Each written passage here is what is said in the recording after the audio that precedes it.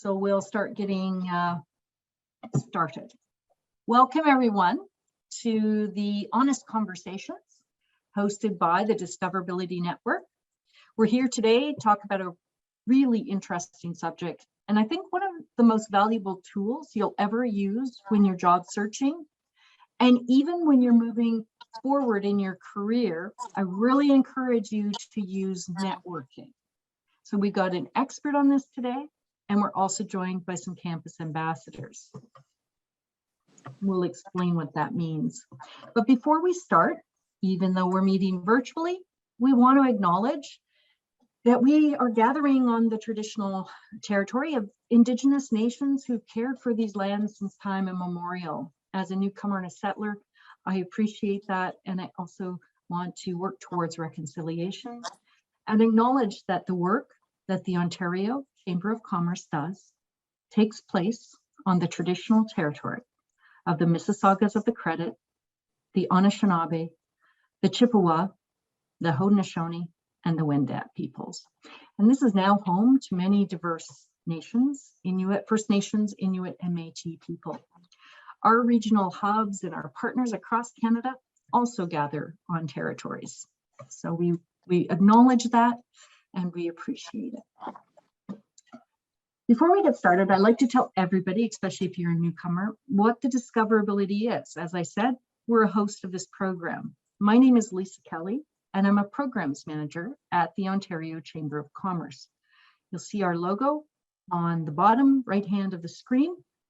It's the red O, a green C, and a blue C.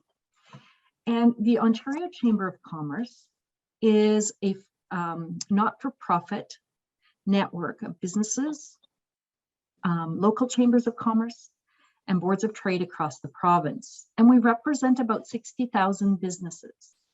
The Discoverability program is part of the programming that the Chamber office offers to our businesses. And it's really set up to connect business to job seekers with a disability. We think it's a good candidate pool. We know that there's labor market shortages facing the businesses across Ontario. So we created this free program to connect job seekers, qualified job seekers with a disability, to inclusive employers. As part of that program, we offer free training and these free weekly conversations where we try to engage a variety of speakers on a variety of topics related to disability and employment. Finally, on occasion, we'll have networking events. So we hope you join us for those. You can find them listed on our Eventbrite page. Sign up, get to meet an employer directly. If you want to access some of the services or toolkits we have, go to www.discoverability.network. And we'll send out a copy of this extremely short deck for you, but it has the links in it. Discoverability, this is the landing page when you sign up. We encourage you to sign up as a job seeker in your area to start finding a match for you with your skills and abilities. I'm going to introduce Megan Smith, program officer at the Chamber, and let her introduce today's subject and what we'll be talking about. Megan. Hi, everyone. So as Lisa said, my name is Megan Smith, and I'm a programs officer with the Discoverability Network. And today I have the absolute honor of introducing Sarah Phillips-Smith. Sarah has been a wealth management associate with Scotia Wealth Management since February of 2021.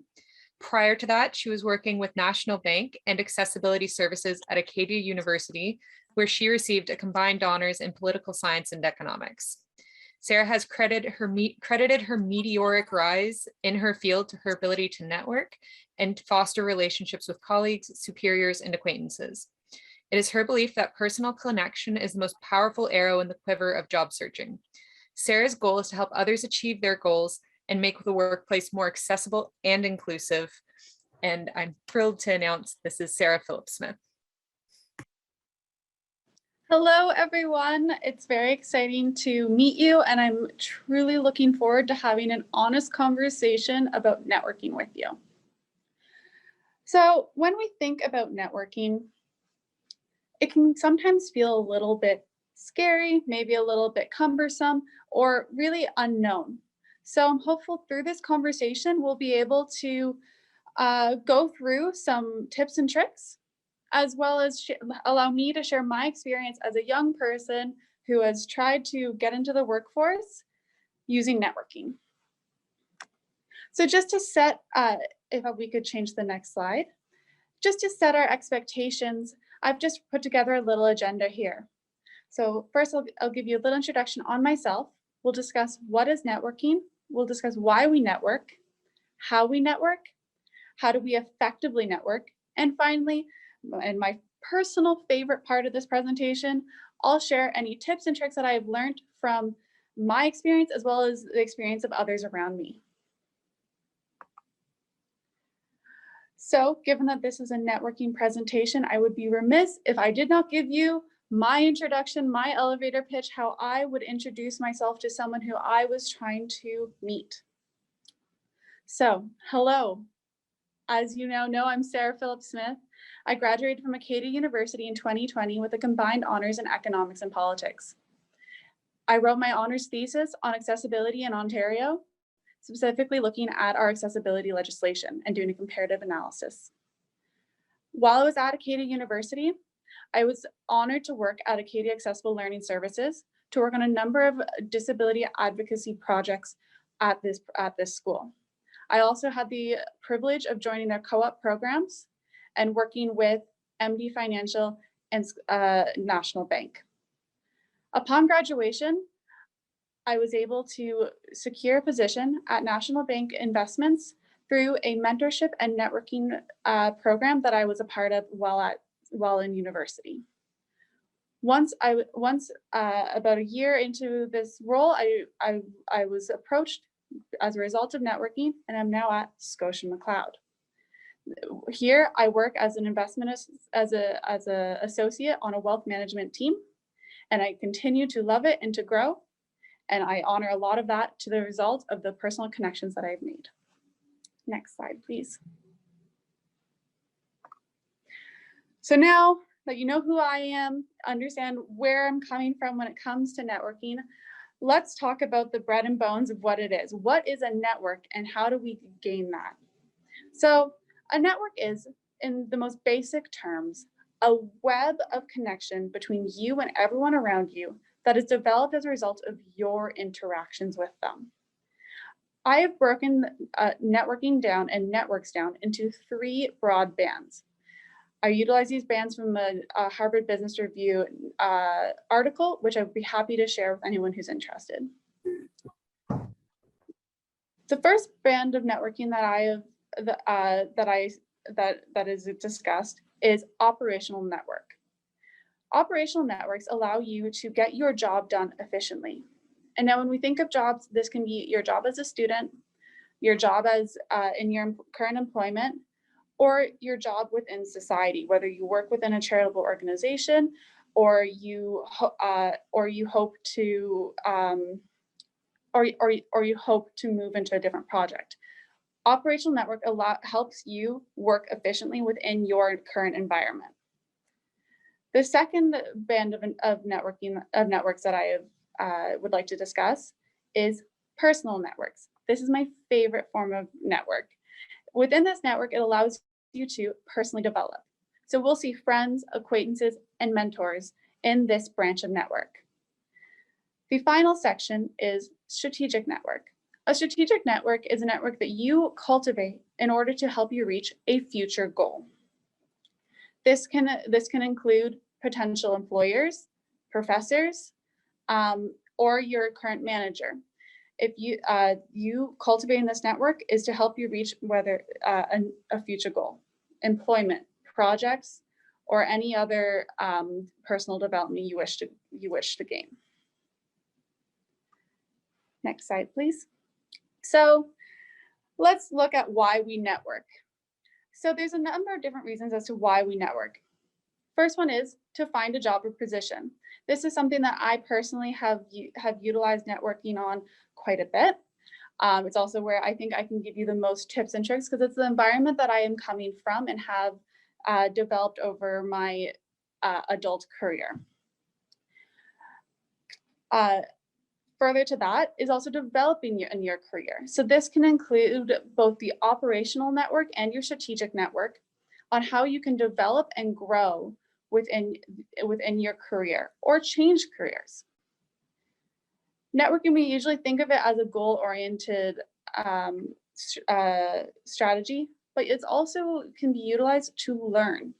If you do not speak with people, if you do not develop connections with people outside of your own environment, you won't be able to learn.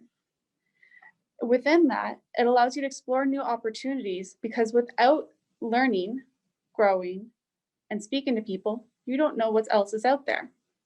Socrates said, "A wise man knows that he does not know anything." Well, networking will help you learn what you don't know, and then help you understand and grow, and now be able to share the information with others.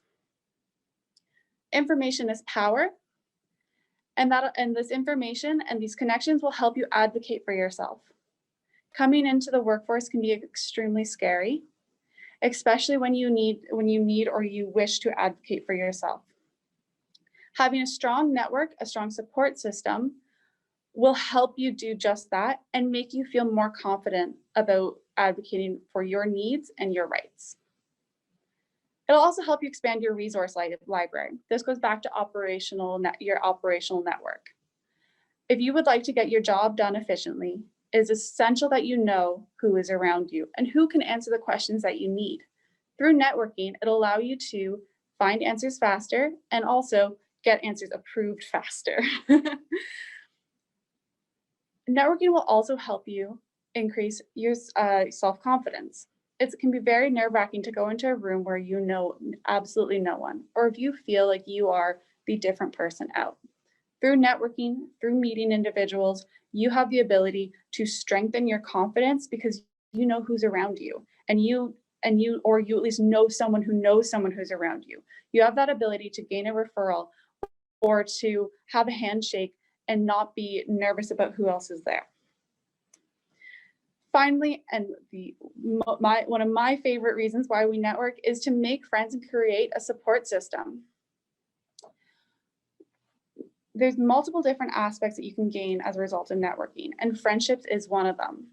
Friendships can come in the form of an acquaintance, or it can come into a very strong leadership role where you find a mentor who can help you develop. And I'll speak later on about how you can transfer your networking into a mentorship. Next slide, please. Networking methods. So I've broken this down into two broad categories, virtual and in person. So I'm going to start speaking about virtual networking. It has become our bread and butter. As we all know, COVID has completely changed a lot of things in our lives, and networking is no different. When you're networking virtually, there's a number of different, when we're networking virtually, there's a couple of different avenues that we can go down. This can include one-on-one video or phone calls, social media, virtual conferences, and industry/social groups on social media and through virtual meetings. The in-person categories will look quite similar, where we have in-person conferences, we have classes, because I would like to outline the fact that when you're with your peers in class, that is also a place where you can network and develop connections. There's planned networking sessions, such as those that Lisa spoke about at the beginning through the Discoverability Network, as well as industry and social groups. So this can include charities,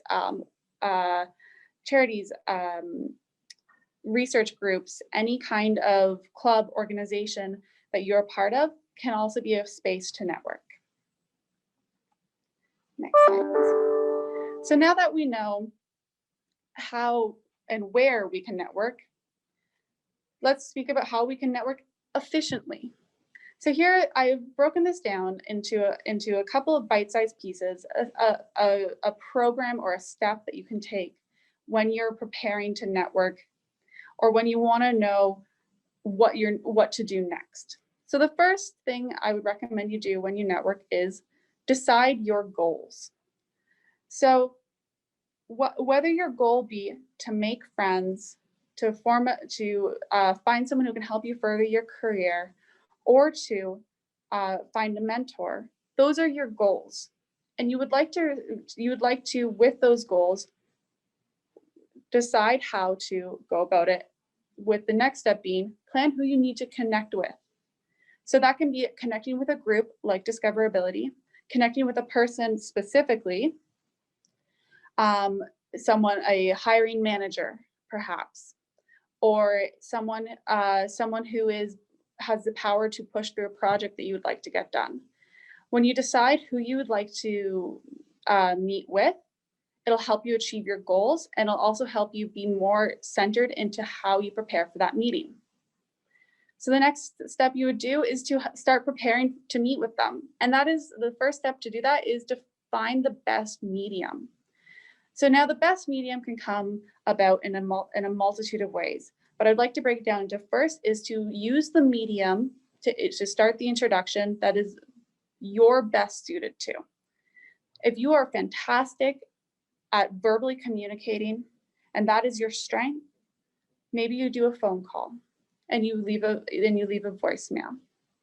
If you're more virtually minded, using social media or emails would be a good method of going about it. Or if you have the opportunity to connect with this person through a group and you're strong at in-person introductions, joining an event that they will be at can be very helpful. Whatever your ability is, and however you are able to connect with them, I would highly recommend that you use a professional tone.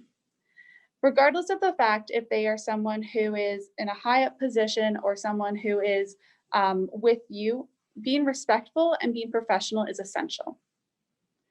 And in order to be respectful and professional, you need to prepare for this meeting, prepare for this introduction. When preparing for an introduction, I highly recommend that you have your goals, your connector to that person set in your mind, as well as if you're doing it virtually or through email, having it proofread and with a professional tone. I would not recommend having any sups, hey dudes, anything like that when you're trying to have a professional networking session. And now the most important part of networking is you're actually at the meeting. You're actually speaking to this person. You're emailing back and forth. You've connected with them on social media. And how do you go about this? The first section would be to listen.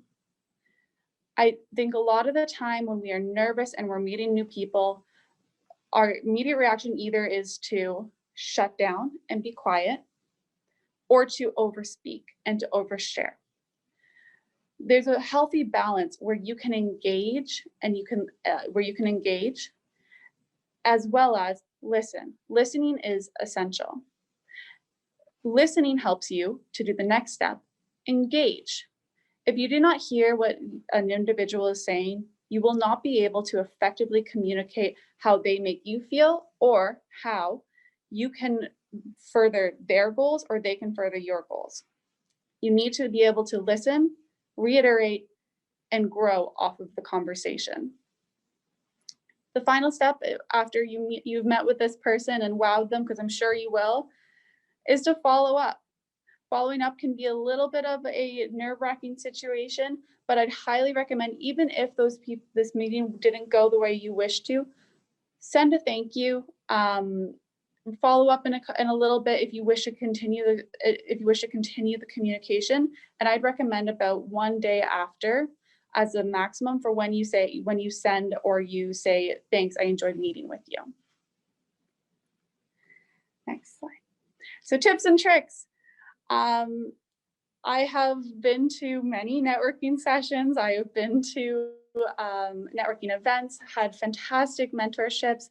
And I would love to share with you, this is what I think I can really provide, is my tips and tricks for networking. So the first section I'd like to discuss is social media. Now you can communicate in multiple different ways on multiple different platforms, but I would highly recommend that if you choose to use social media as a networking platform, ensure that the entire platform you're using or the entire profile you're using is professional. For example, I utilize LinkedIn. I'm more than happy to connect with anyone if they would like to see my LinkedIn. LinkedIn is a networking platform specifically meant for professional networking. On there, you can brand yourself as an expert within your field. Now, if you Google how to utilize social media, how to utilize LinkedIn, experts will typically say post at least once a day, or sometimes they say twice a week. The numbers are a vast array. What I have found about LinkedIn is that it can be, or LinkedIn or any social media, that can be very stressful to create content that is authentic to you. It is essential to have content that is authentic to you because you want to display yourself and connect with people who know who you are, as well as who can relate to you. That's not to say that you should only network with people who are similar to you, but it will allow you to come forward with more knowledge as an expert. The quantity, the big question. My vision, or how I've noticed on social media, as long as you are consistent with the quantity, you will remain in news feeds and you will remain active enough that that your followers will be able to see you as a content provider. So, for example, for me, I try to post about 3 times a month. I'm hoping to get up to 4 times a month, so once a week. But I set a goal for myself that I found to be achievable.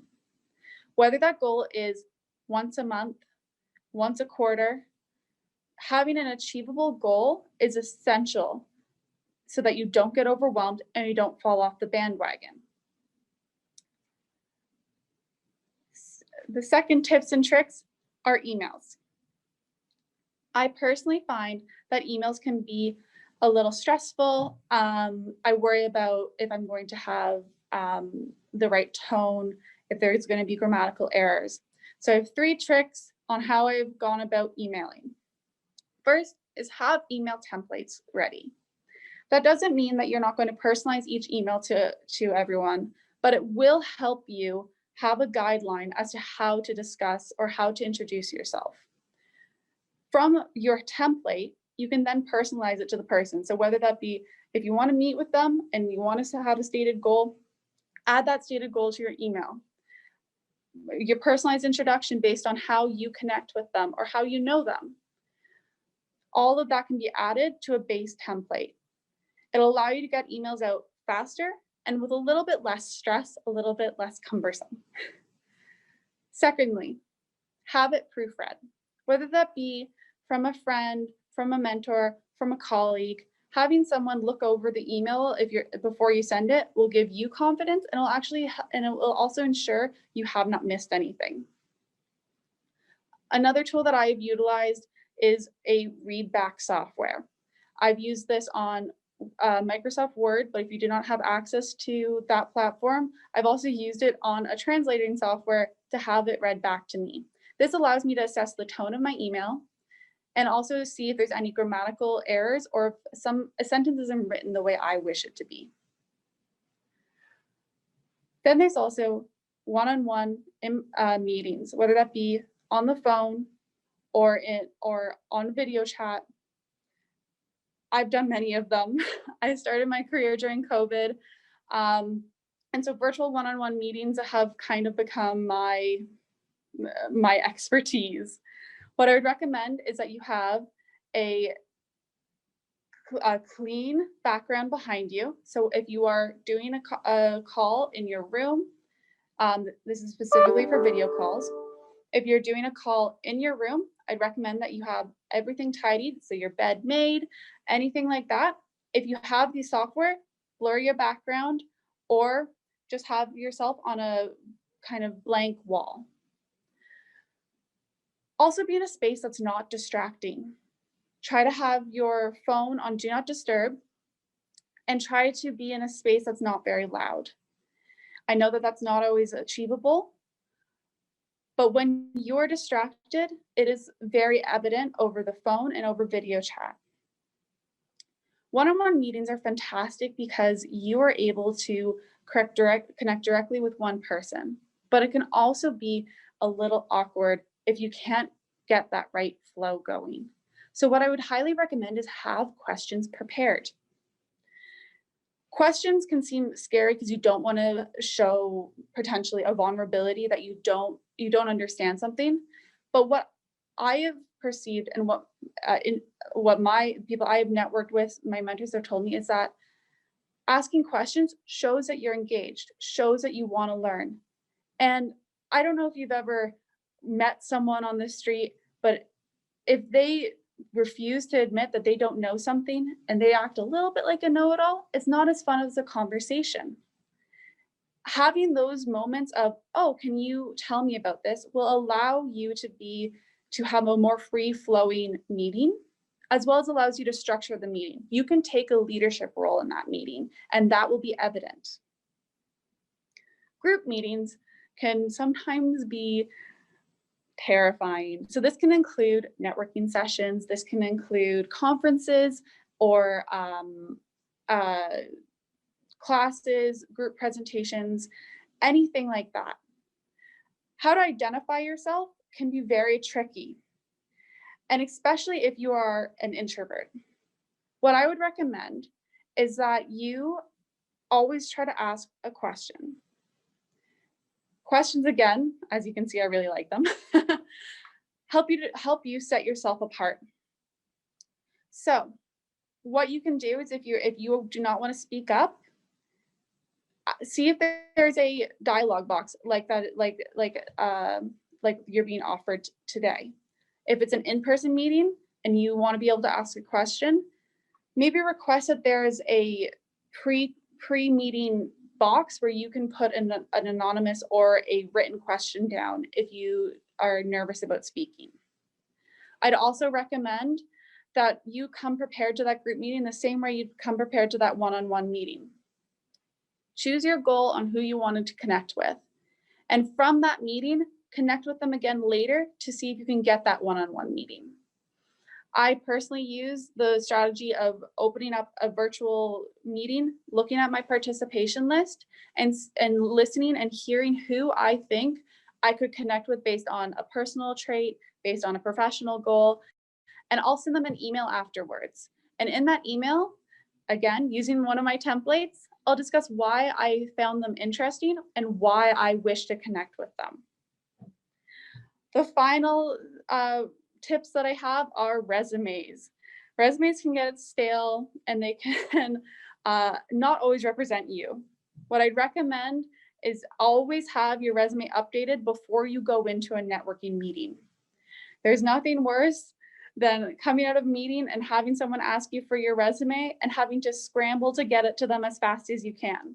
You want your resume to represent who you are. And so having that and updating that on a regular basis will help you prepare for that next step after your meeting. So these are my tips and tricks.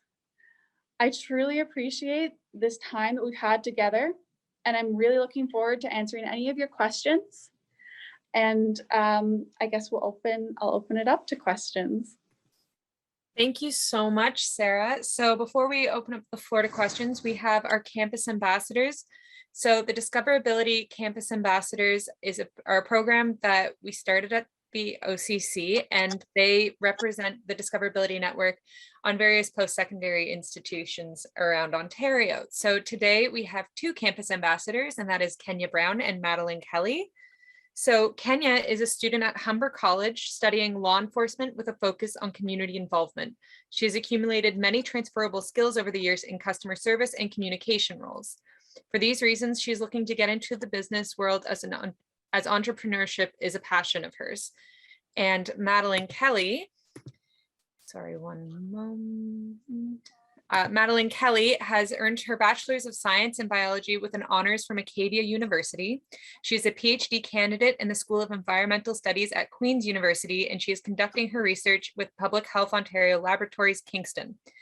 Madeline's research focuses on antimicrobial resistant bacteria in aquatic environments. Upon graduating, she plans to pursue a career in science communications as her passion for education and raising awareness on science-related topics. Madeline identifies as a person with an invisible mental and physical disability. So welcome, you two. So the first question I have, and we'll start with Kenya, is how do you see networking affecting your job searches going forward, Kenya? Hi there. It's nice to hear from everyone and see everyone. So I think that networking will be a big factor in just the connections that I'm able to make between different companies, hopefully. And as an investigator in law, I will be an independent worker somewhat. So I'll just need to be able to connect with people and make those connections. So my first question for Sarah is, what are fears that you have surrounding networking and how do you deal with them? Absolutely. I think the biggest fear that comes about with networking is the fear of rejection. I think it also affects your job search. From my personal experience, when I first was about 19 years old, starting out my co-op career, I think I applied to something like 30 jobs. Did not hear back from everybody. Definitely did not get 30 jobs. But from that experience, I realized that rejection really is just another way of saying, well, wasn't the right time, or this is how I'd like to see you grow. So networking is the same way. I reached out to individuals and to make a connection and haven't received a response. So I think that's the biggest fear. And one of my recommendations is absorb a rejection as a way to grow, and also as a change in the right direction. If someone doesn't want to meet with you, they're lost, because I'm sure you're fantastic. What I would recommend, another fear that I have when networking, is the fear of, well, I wish I could change that. So I don't know if that's a fear, but I think it's a gut reaction. Oh, I wish I could go back and try that again. When those notions happen, I would recommend that you just take a step back,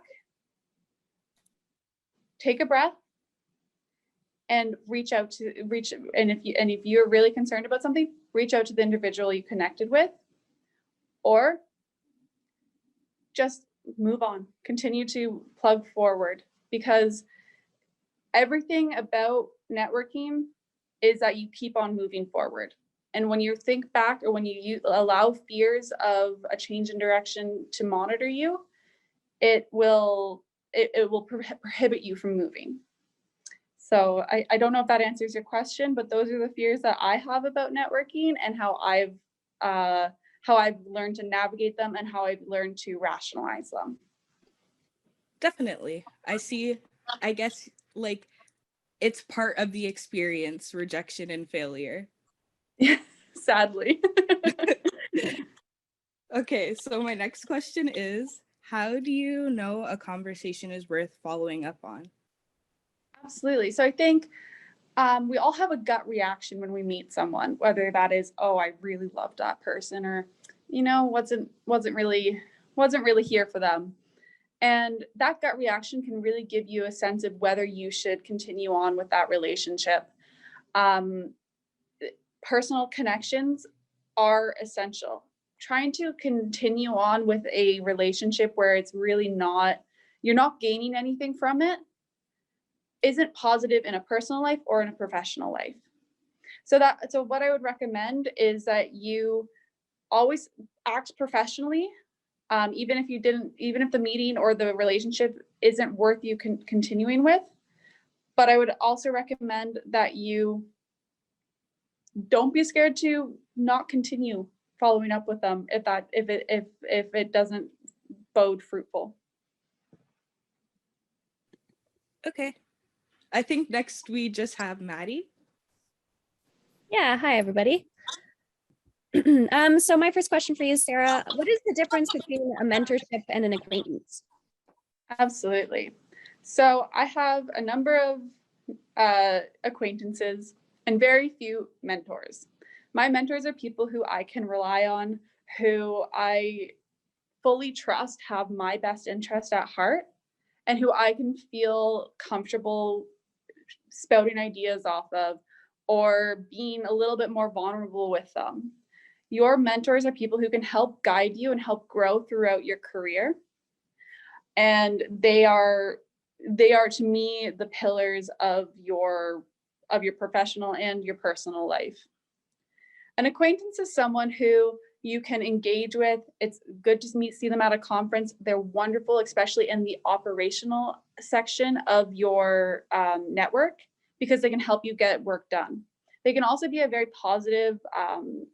I personally get energized when I see people who I know, so they can be a very positive thing to have, but that relationship isn't quite as strong as those mentorship relationships. Does that answer your question? Yes, absolutely. No, that makes total sense. So kind of building off of that question, how would one go about creating an effective mentorship? Absolutely. So I think personal connection, as I discussed in a previous one, to know if you follow up, personal connection is essential, especially in those very strong personal mentorship relationships. Having someone who you feel like you can trust and also who you can connect with is extremely important. Following up will be your most important part of facilitating and fostering those mentorships. So that includes regular check-ins, asking questions, and also asking for mentorship. Never be scared to say, I would love to have someone who can help me develop, and I really feel like you could be that person. That's an okay question to ask. No, and it's nice to hear that, because to your point, I think a lot of people are afraid just to be that honest, right? So I'll toss it back to you, Kenya. Okay, the next question is, what are some of your top communication tips, both in person and virtually?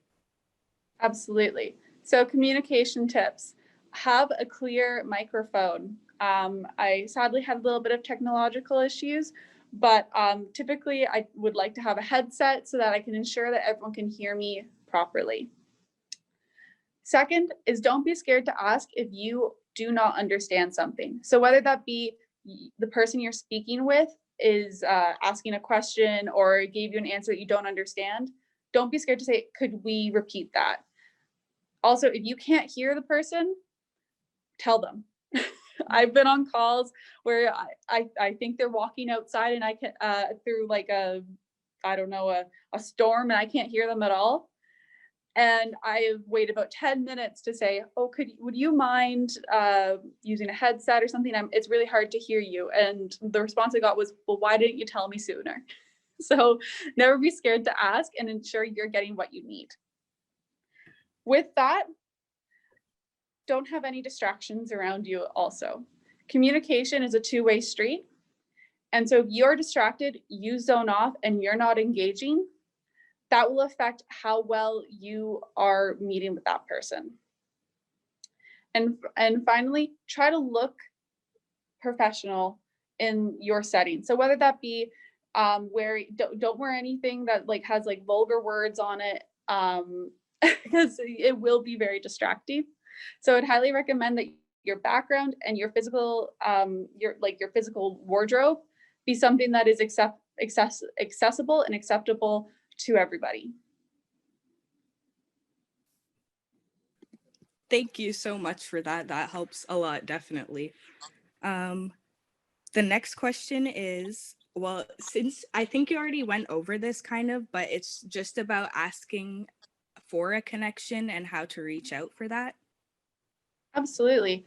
So asking for a connection, again, can be a little scary. Not everyone, it feels almost like you're burdening someone, if that makes sense. That's how my barrier that I had when I started networking was I didn't want to ask for a referral because I didn't want to put something on someone else. But what I've realized through my experiences is that a lot of times people are very happy to give referrals. and they would love to connect you. I remember I was on one phone call with what I joined an alumni association. I was on a phone call, and the person I was on the phone call with said, go through my LinkedIn, see if you want to connect with anyone, and I'll do that. Those kind of just asking and saying, hi, would you mind, I see you're friends with this person, would you mind introducing me, used to be very common.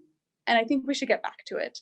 It used to be, oh, I know you're friends with this person, would you mind connecting me? Should be a open and friendly conversation. Okay, I agree. Yes, that would make things much simpler and easier to connect between each other. Back to Maddie. All right, yeah. So Sarah, how open should you be if you want transition in your career? So I think it depends on what environment you're in. So I'll answer it in two questions. You should always be open to new opportunities. So for example, if a recruiter reaches out to you, or if a old colleague or friend reaches out to you with a new opportunity, always feel free to speak with them. But if you're not interested, be very open, be honest with that as well. You don't want to lead someone on. If you're interested in growing in a career, for example, you want to explore a new section, you want to look at getting a promotion, I would be very open with the fact that you're networking to learn about that. Learning, it should be something that employers and managers want you to do. And so being open with the fact that you would like to be connected and asking for those connections to help you reach your next goal should be something that's supported. Great, thank you. Now, how do you go about having a conversation about accommodations and building your own support network?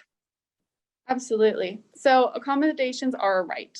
So I'll just like put that one straight out there. So asking for an accommodation in a setting where like for a networking setting, that's a right. If they don't offer you a space to put in accommodations, I'd highly recommend that you ask them to, because you are probably not the only one.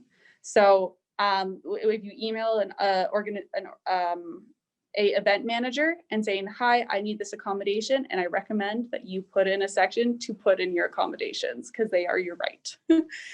When in a networking, to advocate for yourself and to ensure your accommodations are met is a space that can sometimes feel like you're being put in a vulnerable situation. So just to speak a little bit about vulnerability, it's a little two-tiered.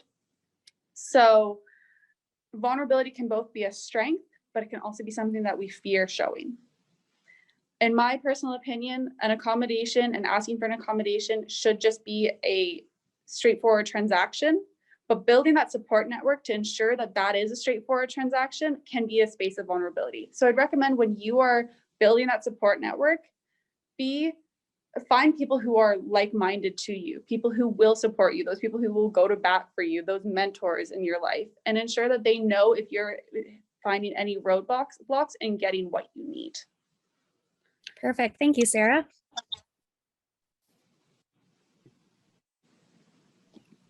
So our next question is, how do you find an ally when networking? Absolutely. So this is similar to me, to my understanding of how you find a mentor. An ally is someone who can be there with you and be on your side.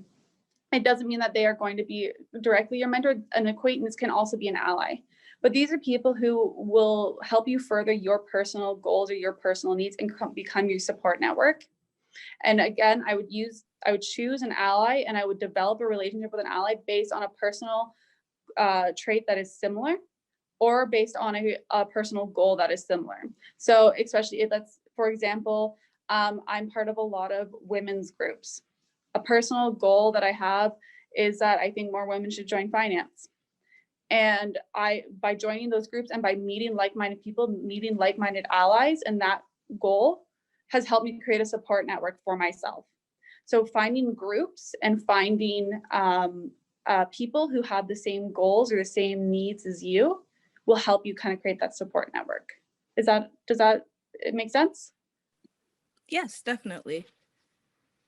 And as you were speaking about accommodations before, do you need to disclose when networking? Nope, you never need to disclose. That is your choice to disclose, but you should never feel pressured to disclose, and you never have to disclose. Super important to know. Thank you. Okay, so Sarah, kind of coming back to that vulnerability piece that we were just talking about, how do you use vulnerability while networking? So vulnerability, as I stated before, can both be a fear and a strength, but vulnerability allows you to not appear, because you are human, but it allows you to show your human side. So that means that, let's say for me, for example, I'm a little nervous. I've never done a presentation like this before. That's me being vulnerable and showing you that there's a side of me that's also emotional. Vulnerability and empathy to me go hand in hand, and those are essential traits. Being empathetic to someone's vulnerabilities is just as important as showing your own. Thank you. Kind of switching gears here. What are your top transferable skills to work on when job searching? Absolutely. Number one is empathy and knowing your own emotions. So a little back to our vulnerability question. I honestly believe that empathy is a superpower. In every situation I've ever gone through, any job search, anything like that, your ability to be empathetic towards a situation, a person, will help you further your career, further a personal relationship. Empathy is something that I think isn't utilized enough. In addition to that, knowing your own emotions. So being introspective can be extremely important when job searching. So this includes the dreaded interview question, well, what are your weakest links? Yeah.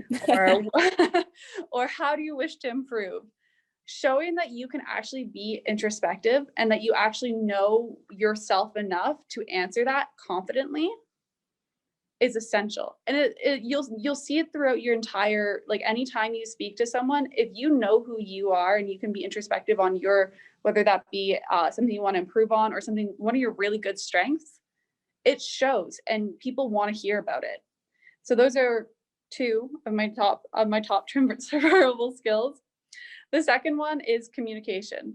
Being able to speak clearly and concisely will be essential to networking and to interviewing. So just kind of putting them hand in hand. And finally, organization. Don't miss a meeting. Don't have spelling errors. Don't run in 20 minutes late. And if you do, allow them to know earlier. Being organized and professional will help you across any kind of networking. Perfect. Thank you, Sarah. I think we've got one final question from Kenya. Yes, our last question is, how do you end a conversation? Absolutely. I definitely, when I was starting to meet people on a professional side, especially when you're in an in-person conference and you're shaking hands and you're trying to talk to as many people as you can, you sometimes get to a situation where you're like, well, I want to end this conversation. I want to move on, or I want to speak to someone else, but I'm not sure how. I have a couple easy tricks. It's a 3-step formula for me. If I'm getting all flustered, is first to say thank you. And when you say thank you to them for their time, for talking, kind of wrap it up. Say, I really appreciate that we were able to have a discussion about networking. I appreciate your insights. However, I need to go. So that acknowledges the fact that you enjoyed the conversation, you actually listened, again, which is essential to networking, and you would like to move forward or speak to some or end the conversation based on a set priority. You can do that it allows for a more positive feeling. If you'd like to continue on the interaction, so if you want to make this into maybe a mentorship or an acquaintance or a friendship, say, would you mind if we met again in a couple of weeks, or I'll send you an email, or ask if you could connect with them on LinkedIn. Anything like that that shows that you want continuity based on that conversation will also help you end it in a positive manner. But also, if it didn't go well, don't be scared to be like, thank you, I appreciate your time. and you don't need to, I would always say thank you and allow that, but you don't need to have keep a conversation going if it doesn't bode fruitful. Thank you so much, our campus ambassadors. So we have 2 questions in the chat. And so I'd like to ask Irina if she would like to ask her question. Hi there. Sorry, I had to unmute. So my question, you mean the one that I asked at the start of the webinar? Yes, that one. Oh, okay. Yeah. So I guess the question, in the interest of time to make it short and sweet, is what if you decide to disclose, you think that, the person that you're networking with is a safe person to share with, or perhaps maybe they've been a mentor for a while, but then you realize maybe your views on inclusion, specifically when it comes to disability, are different, and the person responds in a way that you didn't anticipate. How do you move forward and, not show more emotion than you'd like? Or do you maybe, try to educate them and share your experience? It can be really exhausting, navigating disability. So just wondering what your thoughts are on that. Absolutely. So first of all, if that is ever a case for you, I am sorry. That if someone reacts in a manner that is disrespectful to your rights or your lived experience, that is horrible. What I would recommend is, if you feel that there's a miscommunication and that's why this is happening and not a general attack, I'd highly recommend that you say, do you understand where you come from? Just clarify if they understand exactly what they're saying. But if you're in a situation and they're putting you in and they are on the offensive towards you, saying, I'm sorry, I don't think this conversation is going, and allowing yourself to step back, your protection is the most important. And that's something that I would highly recommend. Education, absolutely. If there is a space and you think that this isn't coming out of, if you think this is coming out of a space of just lack of knowledge and you wish to educate them, asking, would you like me to tell you how this experience or how your knowledge has a gap? And they're open to it, absolutely. If not, don't be scared to just say, I appreciate, I'm sorry that you feel this way. I'm not gonna, well, maybe we won't engage anymore. You should always ensure that you're being respected in any communication that you have. Does that answer the question?